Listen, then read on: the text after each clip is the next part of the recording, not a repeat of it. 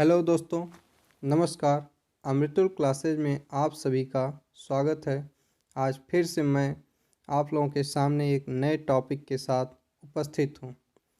दोस्तों, एक समय था जब देश में बैलेट पर बुलेट भारी पड़ता था, यानी बंदूक की नोक पर वोटों की पेटियों को लूटना आम बात हो गई थी।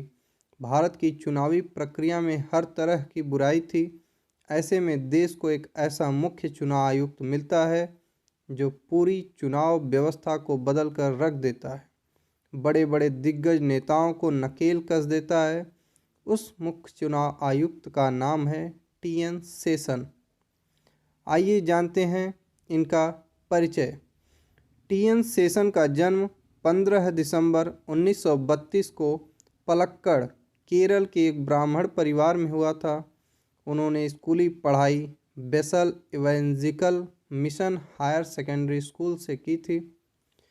1953 में उन्होंने पुलिस सेवा परीक्षा में टॉप किया और 1954 में भारतीय प्रशासनिक सेवा के लिए होने वाली परीक्षा क्लियर की।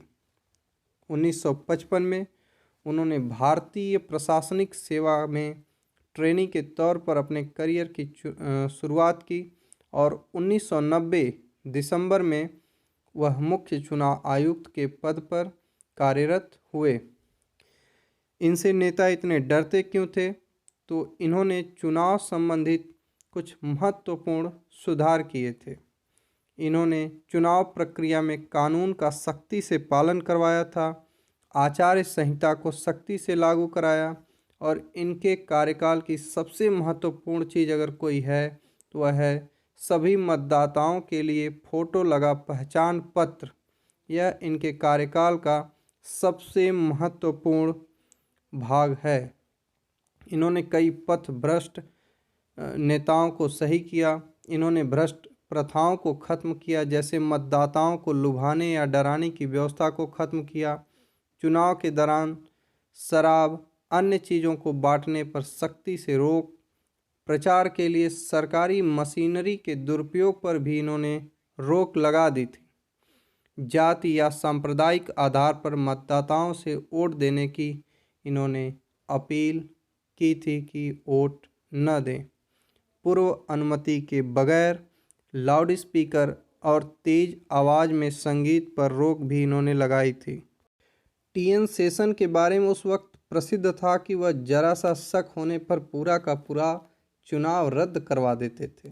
उस वक्त बिहार के मुख्यमंत्री लालू प्रसाद यादव थे और चुनाव हो रहा था। बिहार में तब सबसे ज़्यादा फर्जी वोट पड़ने और बूथ कैप्चरिंग की घटनाएं होती थी। शेषन ने क्या किया कि पूरे सूबे को अर्धसैनिक बलों से पाट दिया। शंकरशरण ठाकुर एक लेखक हैं, अपनी किताब द ब्रदर्स बिहारी में लिखते हैं कि लालू प्रसाद यादव अपने जनता दरबार में टी.एन. शेषन को खूब कोसते थे। वह अपने हास्य और व्यंग के लहजे में कहते थे, शेषनवा को भैंसिया पे चढ़ाकर गंगा जी में हिला देंगे। ऐसा लालू यादव केवल कहते थे, और लेकिन टी.एन. शेषन वाकई में बहुत ही ईमानदार आई.ए.एस. अधिकारी थे। इन्होंने राष्ट्रपति का चुनाव भी आर.के. नारायण के खिलाफ लड़ा। हालांकि वह चुनाव हार गए, लेकिन टी.एन. शेषन ने जो कुछ भी किया वह एक मील का पत्थर साबित हो गया। टी.एन. शेषन अब हमारे बीच में नहीं है, लेकिन उनके किए गए कार्य हमेशा याद किए जाएंगे। वह तमाम अधिकारियों के लिए एक नज़ीर पेश कर गए कि यदि अधिकारी चाहें तो वह किसी भी लेवल पर सुधार कर सकते हैं। अगर यह जानकारी आपको अच्छी लगी हो, इनके बारे में एक चीज़ और बहुत फेमस है कि एक बार इनसे पत्रकारों ने पूछा कि आप नाश्ते में क्या खाते हैं।